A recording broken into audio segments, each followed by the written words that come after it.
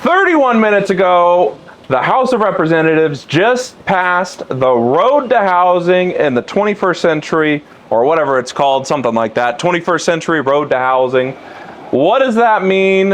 What does it do? The big headline is that it is restricting institutional investors from owning more than 350 homes. But it's an 800-page bill, and there's way more in there than just that. That's just what they want you to hear about. We're going to tell you about the rest of it too. So what do you think this means? Let's do this in typical style of every good politician. We won't read the bill until later. We'll talk about it right now, and we'll have a conversation about it. Here's what I think, McKenna. Yep. I am no fan of the big developers. We're at this conference all week here in Miami, Florida for check out the background for the BlackRock's and the institutional home buyers who own thousands and thousands of properties, and they're not our audience. No. They're not the mom and pop, the single family home investor, the fix and flip real estate investor, or even someone who, like me, owns a portfolio of rental properties. I think at the most in Florida, I had about 65 or 70 rental properties at one time. Now we've cut that way back as we've been selling those properties in order to reinvest into Puerto Rico, where we've been investing for the last 8 years. Yep. And on the island of Puerto Rico, we probably have now another 10 or 15 buildings that we keep as long-term rentals.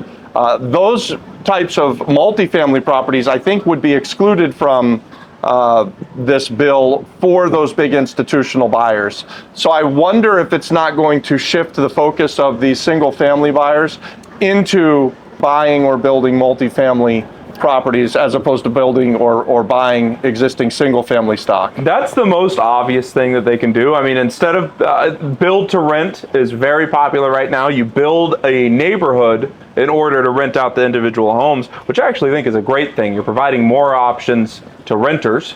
But instead now of building single family home neighborhoods, I imagine you're going to see a lot more townhomes.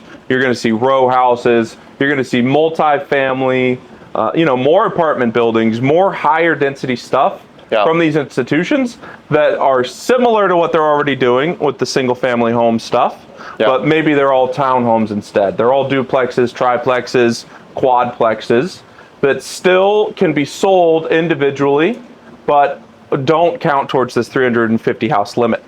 I wonder too if there's going to be opportunity for someone to go to these institutional buyers. Are they going to have a mandate to sell what they've already accumulated? The House bill does not have divestiture in the House bill. The Senate bill, which hasn't passed yet, does have the divestiture. Okay, so divestiture means that if you own 5,000 homes right now in 2026, you're going to have to sell most of those homes off over a period of time. 7 years. I've heard 7 years. Yeah. So if that happens, that could mean that there would be a sudden supply shock. Big opportunity. That would be actually a boon for the person who wants to buy a single family home, I think. I don't think so. I think it'd be a boon to someone like you who wants a portfolio. Well, I think that those institutions, if you own 10,000 homes, 50,000 homes, you're not selling them one or two at a time. You're selling them in packages of 349 homes to people like me, to people like you, to someone like you that's watching this channel.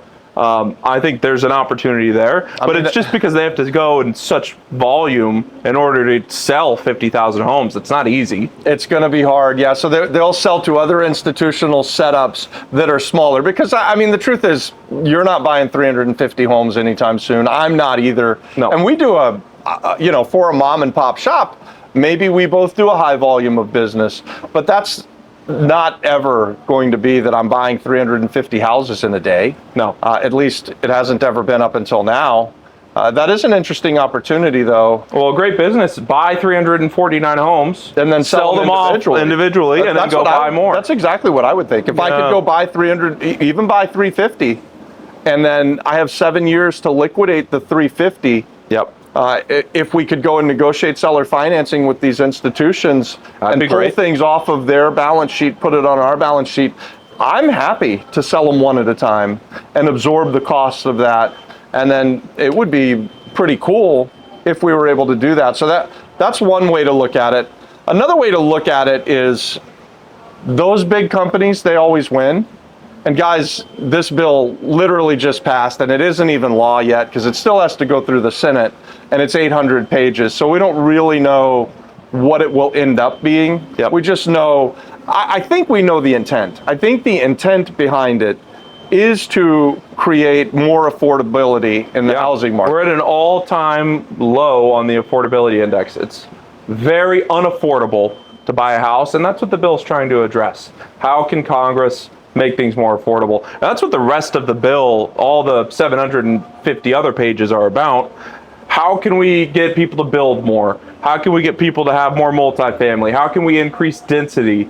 So let's talk about that a little bit. The bill is helping counties that promote building, that make permitting easier. Yeah. They're going to provide federal funding to those communities. And then on the inverse side, if you're a community that is against development, if you make it hard to permit, if you make it very low density and you fight the higher density, Congress is going to take money away from you. So they're using their fiscal control to reward the people that are promoting new development and to punish the people that are stopping development. So the intention is certainly to create more development, and whether that's multifamily or single family, Yep. I think the thought process would be that if you have more places for people to live on the market, that would affect price eventually and push it down. Yeah, maybe it pushes it down. Maybe it just stays flat for longer.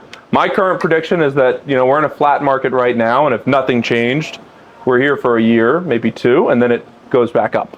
Yeah. Maybe there's a construction boom and housing prices stay fixed for 5 years or 6 years. Almost certainly in this 800 pages, there is an incentive for these big developers, right? So Yes. they're not going to say, hey, you have 5,000 homes and you can't buy any more homes without giving them something else to redirect them to.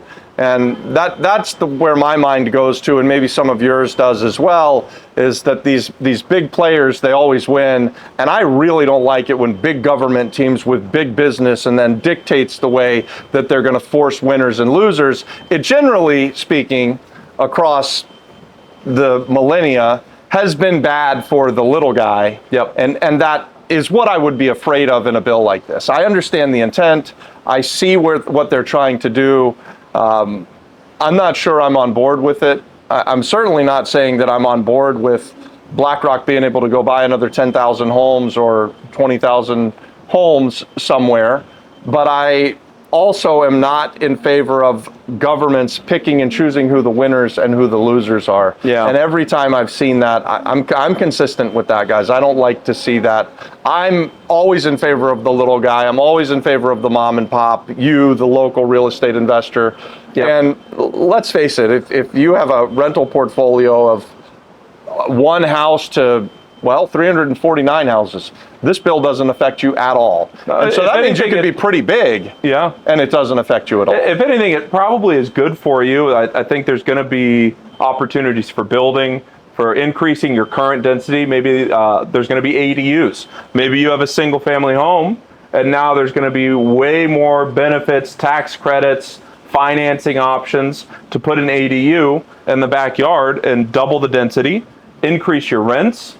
I know I saw something in the bill about financing, so they're going to create better DSCR products, more competitive, better interest rates, more money out. How are they, and I'm talking about the government, going to create these magical loan products? What are you saying there? It's very simple. They will insure them.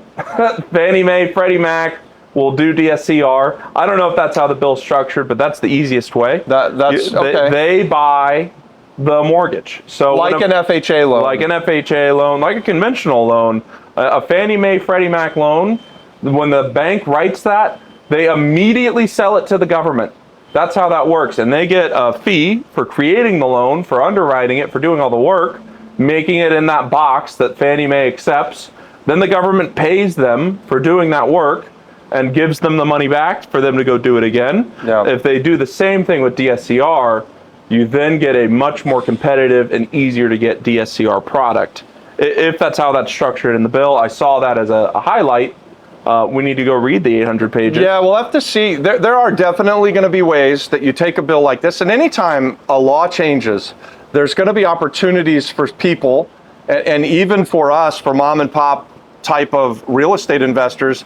If you take the time to learn what the new law of the land is, then you're going to be able to profit from it. Yes. And listen, guys, I've said this for decades now.